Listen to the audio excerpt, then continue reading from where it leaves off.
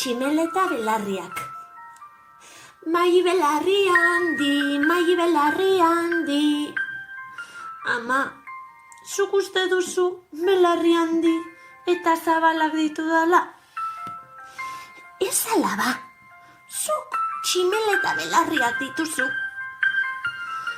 Baina, nolakoak dira tximeleta belarriak? Belarri bereziak.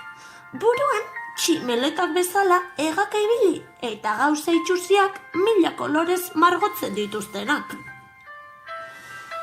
Maik espartzua bezain latza du hilea, jajaja. Bai zera, belar moztu berria bezalakoa da nire hilea, Maik, mai zapi bat darama jantzita. Bai zera, soineko kuadroduna daramat jantzita. Xakean jokatzeko. Maik, zulatua du galtzerdia. Bai zera, behatz kuskusero bat daukat nik. Hori besterik ez da. Maik zapata zarra ditu.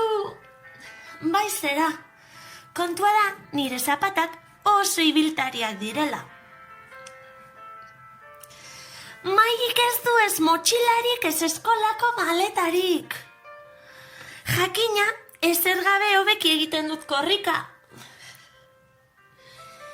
Maik liburu erabiliak irakurtzen ditu beti. Jakina, horrela milaka eskuk lazkandu dituzte. Mairi horroka ari zaizkio tripak. Bai zera.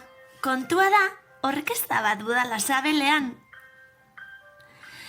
Maien eska hankame luzeska da.